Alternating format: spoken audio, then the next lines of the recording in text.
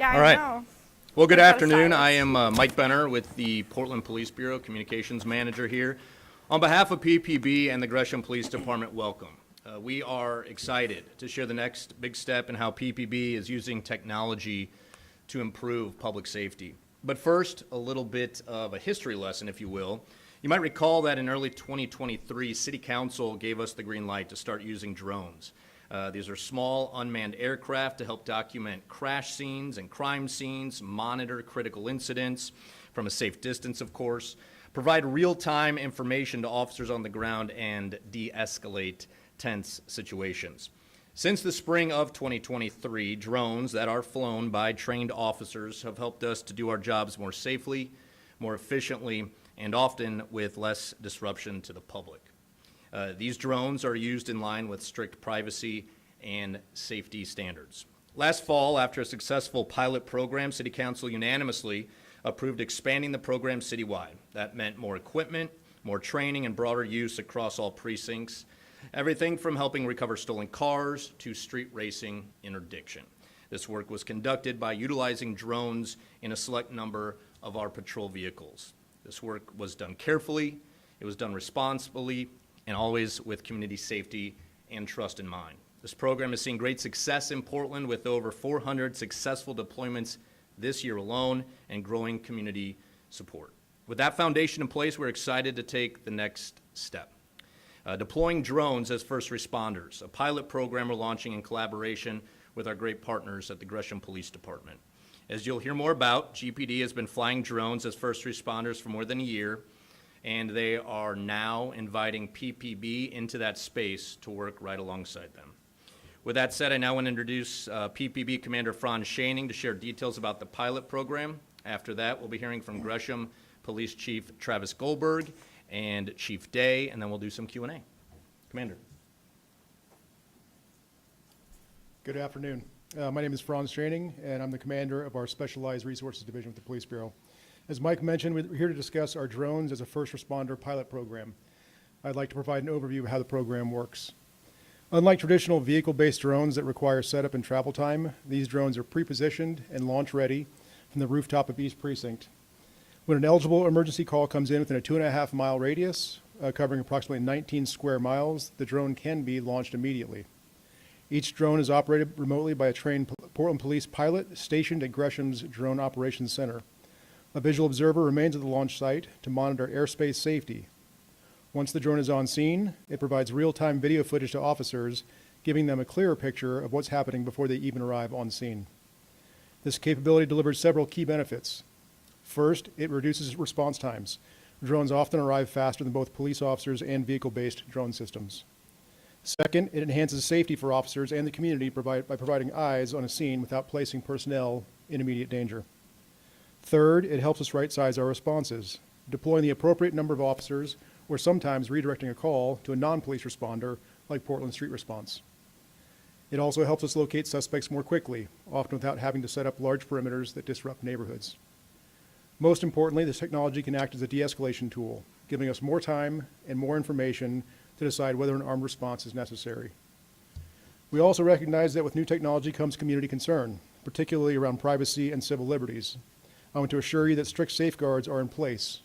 We worked with the Bureau of Planning Sustainability, Smart City PDX, to conduct privacy impact assessments of this program at each stage of its rollout. The safeguards we put in place are a number of safeguards, including the fact that drones do not record while they're in transit.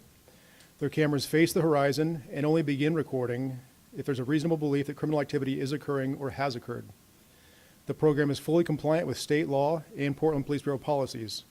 No drone can be used to surveil private residences, yards, or any place where a person has a reasonable expectation of privacy unless there's a warrant, a criminal incident, or a life-threatening emergency.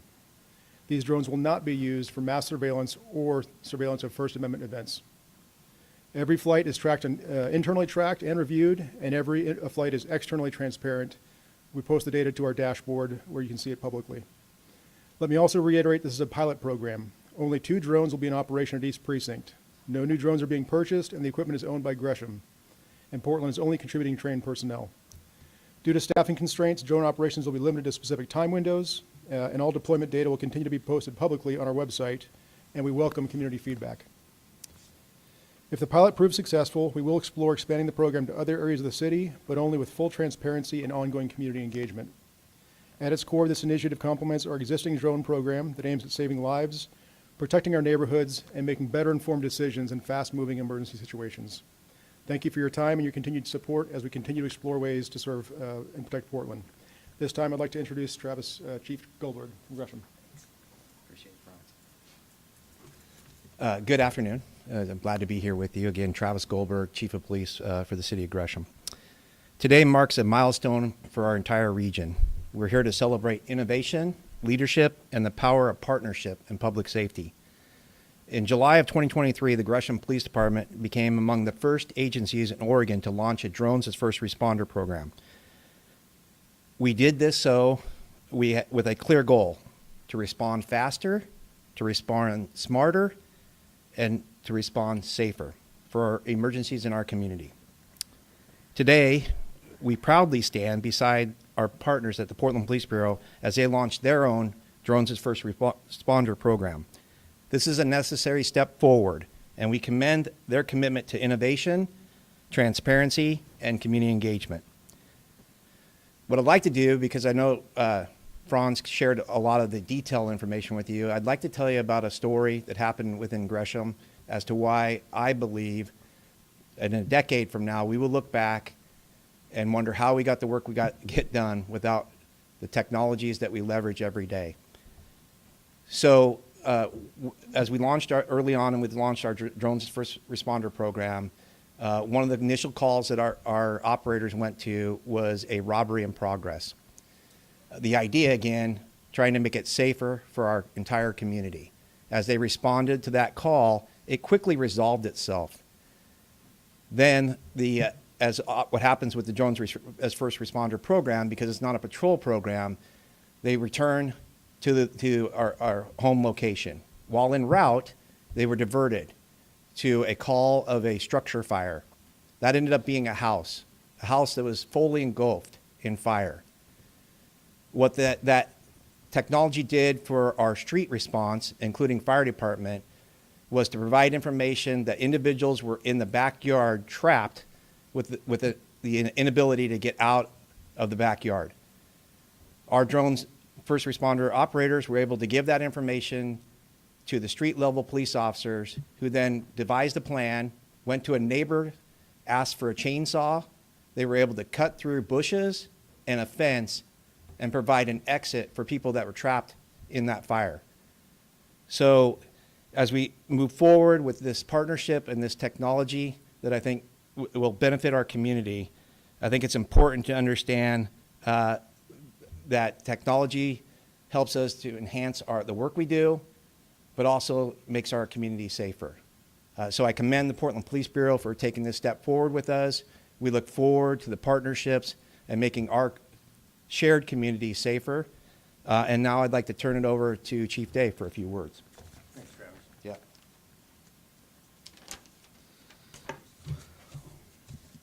Yeah, first of all, I just want to say thank you. I want to say thank you to Mayor Wilson. He has been supportive of our efforts advancing the Police Bureau, moving towards the work, and being an agency that really strives for excellence.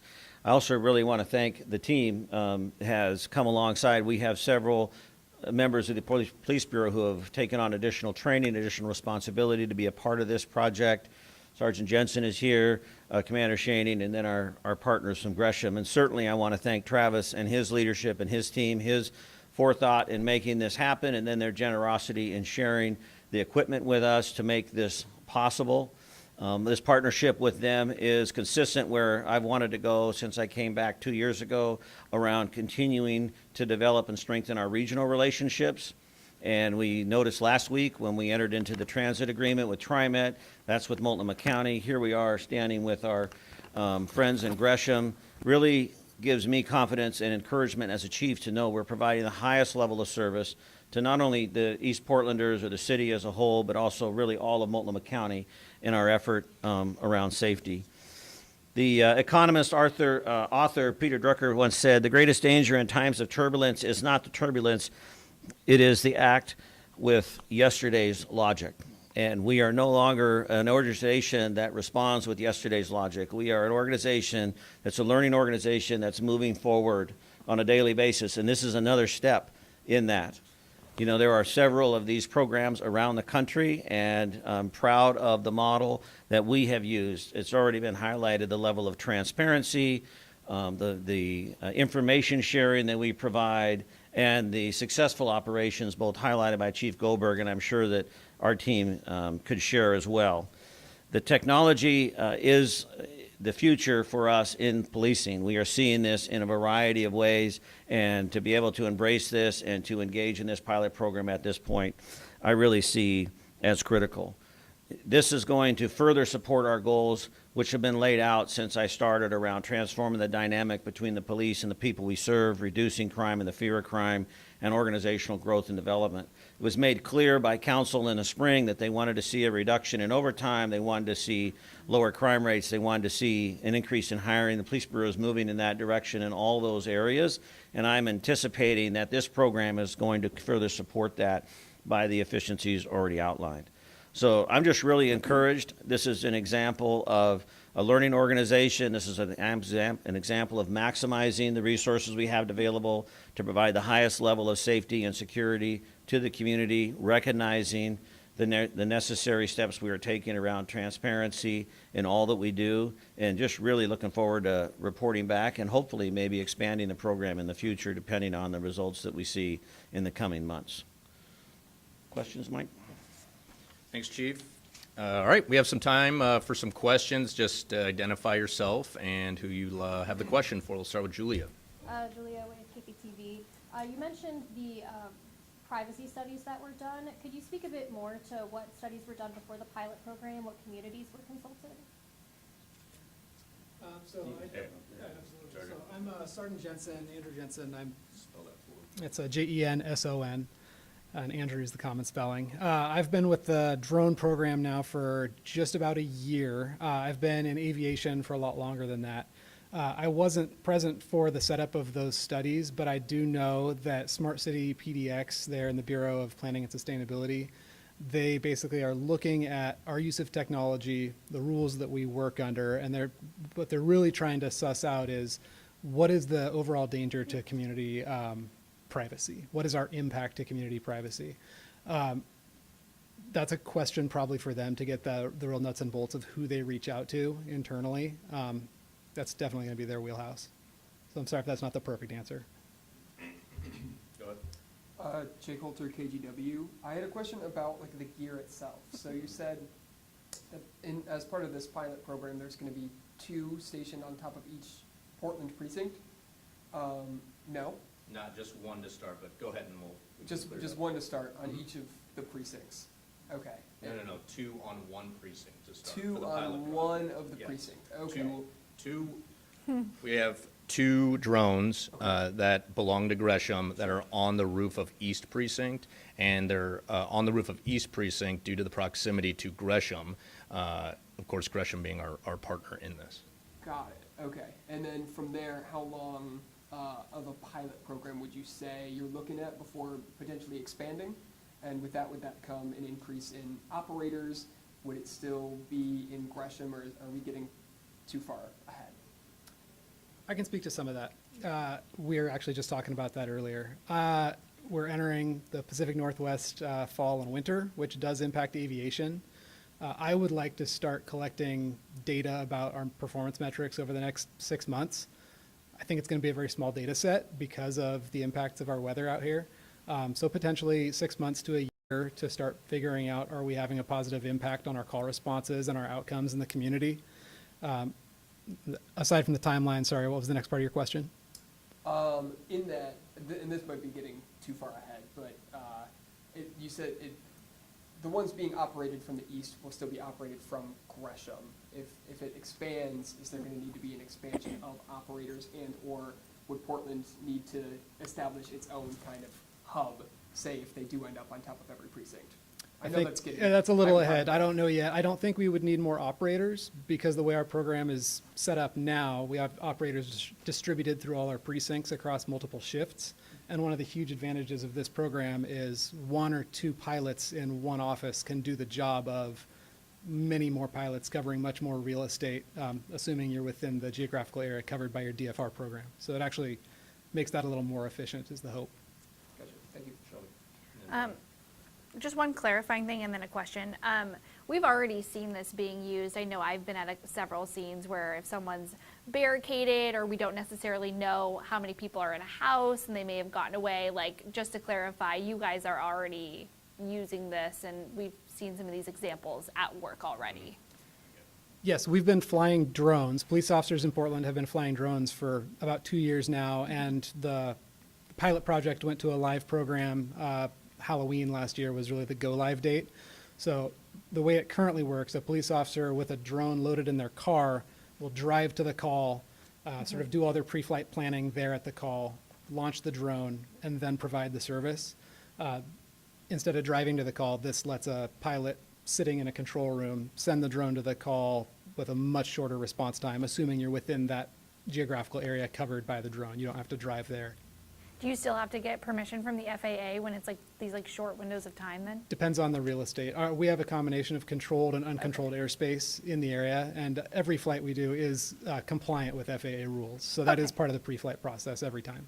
And That's what I Sergeant, thought. can you explain too, just a little bit about the timing? Because like when we're driving to a scene, we have to drive there, we have to get the equipment out, we got a landing zone. I mean, there's time wasted with that, right? Yeah, every deployment comes with, basically think in aviation, everything has a checklist. So that checklist for a deployment out of a car starts with choosing where you're going to actually use as your launch site, which can be very complex in heavily forested areas like deep southwest Portland or even out toward the more rural areas at East Precinct.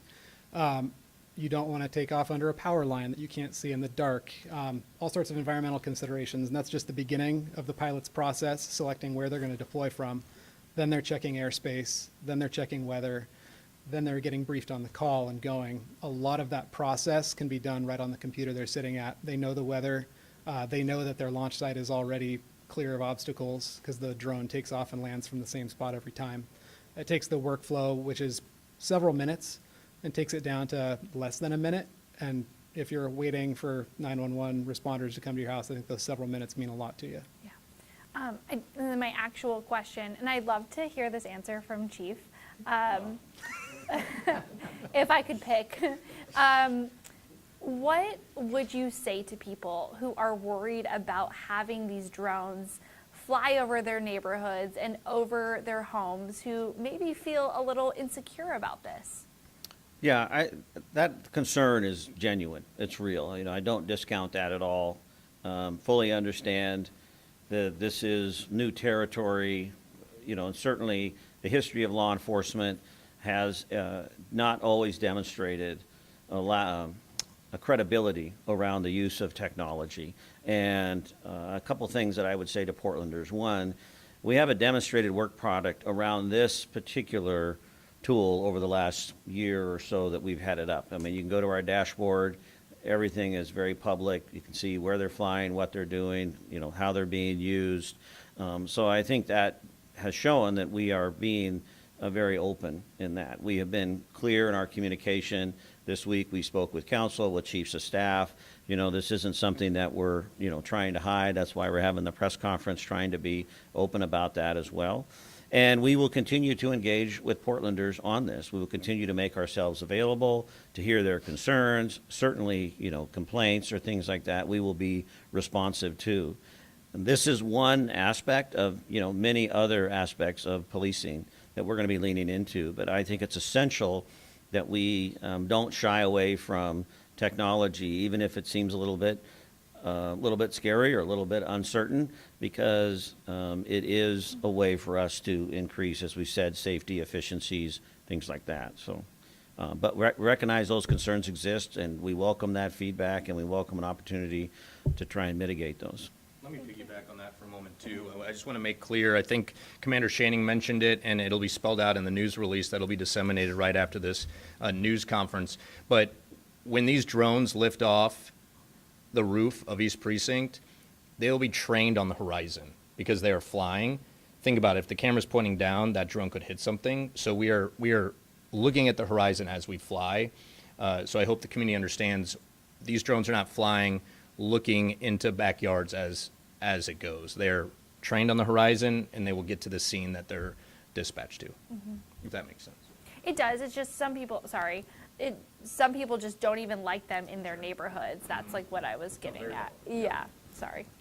No, you're good. I just want to make sure we're clear there. Zain, I guess clarifying questions here for Sergeant Jensen, especially what makes this pilot program different from the drone program that the police have, is you're saying the operators who are going to be operating these two drones, especially, they are going to use the drone as a first response to the scene before the patrol cars. Is that kind of? That's the hope. It's the whole point of this is to save time, get a responder on scene sooner so that we can start making better decisions faster. So it's a time-saving tool. It's an evolution of what we're already using. Okay, and then for Chief or Commander Channing, and I know in recent years, more departments have adopted this DFR program, and you speak with chiefs across the country.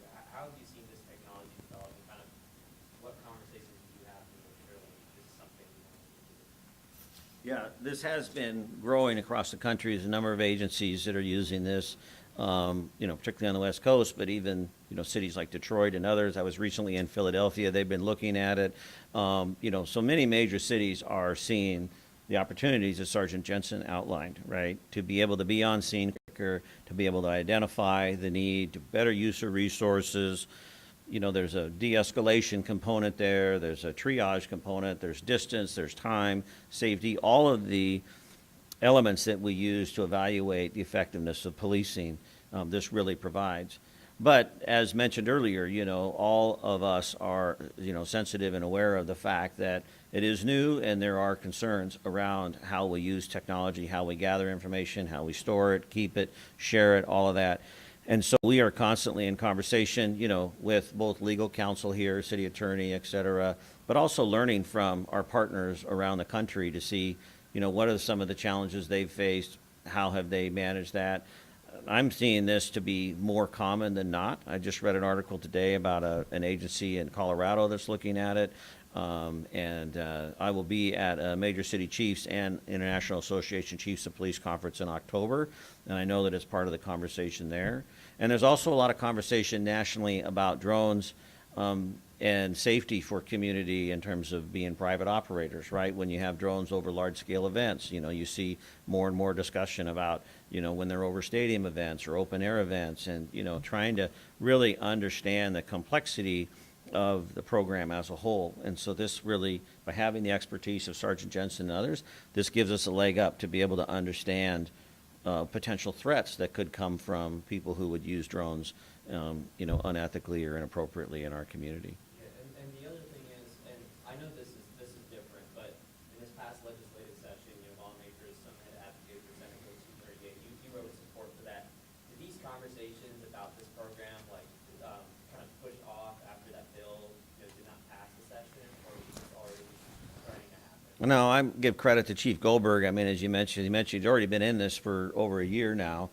And so early on, I don't know, but certainly a long time ago, but early on, we began to have conversations and dream about what it would look like to provide this service to East Portland and East Multnomah County as a whole. I mean, I say it all the time, and Travis and I have a great relationship, but what really impresses me is the way that our men and women of the agencies make it work every day, 24 hours a day, 7 days a week. 162nd may be the dividing line, but they know how to work and cross boundaries, and we know that the issues cross boundaries. So much like us joining into the transit program last week, joining in with Gresham is just a natural segue to provide a more consistent approach in policing, and I think the region should be really proud of that, and I would anticipate and not be surprised to see some of our partners in Washington County and Clackamas County also pick up on that. And because you're using, sorry, I know, Last one. because you're using Gresham's equipment, I know when the city had expanded, it was initially 80,000 for the first pilot project. The council then allocated like 98,000. Does this come at no cost to the city because you're using Gresham's equipment? Right now, the cost is the cost of operators, right? Yeah, so right now, it's just the cost of staffing, the generosity of Gresham. But as mentioned earlier, if we expand and so forth, then we'll have to consider those. Joey, if I might just real quickly. Yeah. I mean, we equally benefit from this as well. So the important part about this is, and I think the sergeant spoke well about it, is we need to continue to assess and evaluate how the pilot project will go, but also just the use of this technology. Is it working? Is it actually keeping our community safer? Is it not? And we feel like this opportunity allows us to help Portland along, but also continue to gather more information that we need to be doing as well to make sure our community is supportive of it. So that's another important piece of it. Sure. So a couple clarifiers, and anybody can jump in. They're Gresham drones operated by PPB. Both. Okay, so Both pilots. when calls are happening in either city, I guess, let's say calls in each, how does that work? What takes priority? What does that response look like? How does that get divvied up?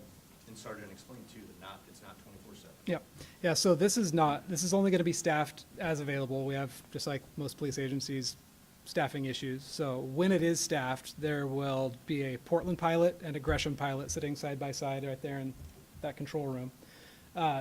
The general workflow is going to be that Gresham pilots respond to Gresham calls and Portland pilots respond to Portland calls. However, police work is all about triage. The Portland pilot might be on a Portland call, and another Portland call may be the next call that comes in.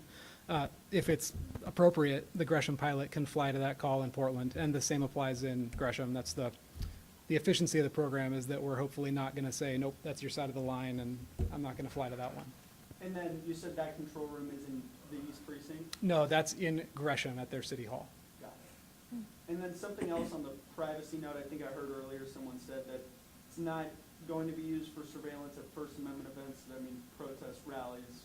People shouldn't expect to not see them overhead. And I can speak to that. So our SOP here in Portland is that our drones are not used for crowd management unless there is a life safety incident. So we can fly the drones to general incident, to a crime in progress, basically an exigent event involving a crime.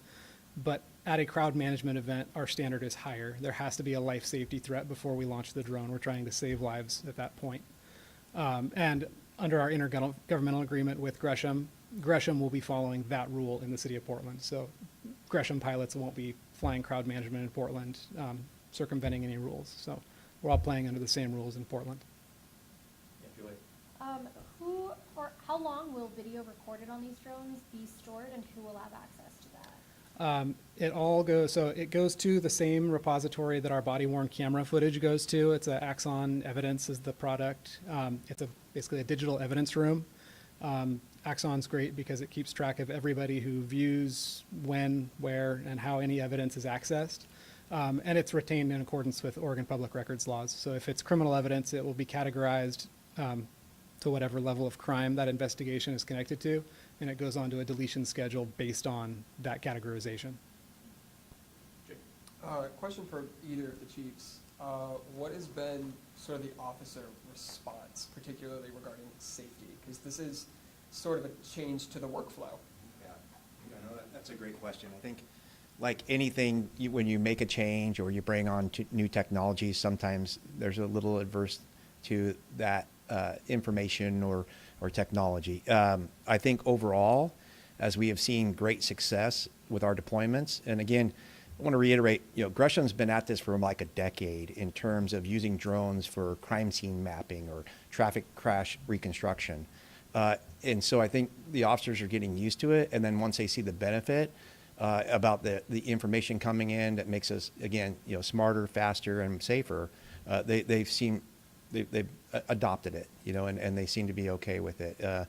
There's room to grow. This is why the pilot project is so important, as we continue to gain information about the success of it, and is it doing the right things. So generally, they're pretty supportive of it, and I turn to my SME experts that say the same, I would assume.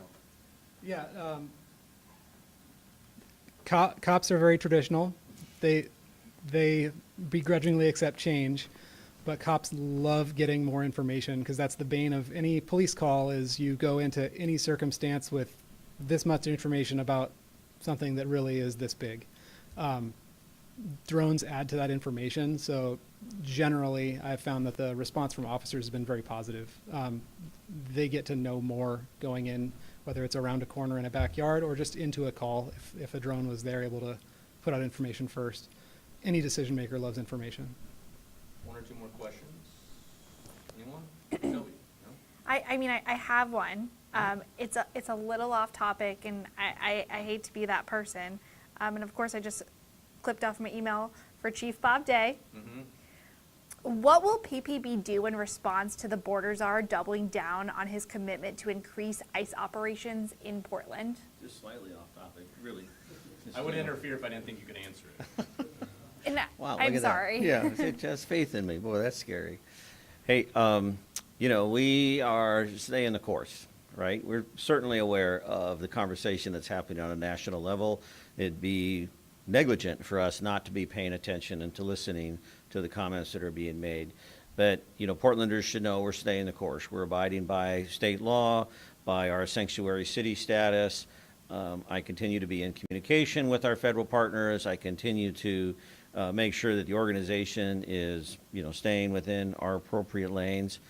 And, and carefully watching what's transpiring around the country, and as I mentioned earlier to Zaim, I'm talking to chiefs around the country. I have not spoken with the chief of Chicago, but had some briefings from DC, spoken with chief and sheriff in LA, just trying to understand how those communities are managing as well. So we're very much aware. We're having in conversations, and not just in the police bureau, but conversation with the state police and the governor's office. I mean, everybody is really coming together. My emphasis is that if we are to see an influx of federal officers, there will be a period of time, and it'll be difficult and it'll be challenging. We know that from prior experience in 2020.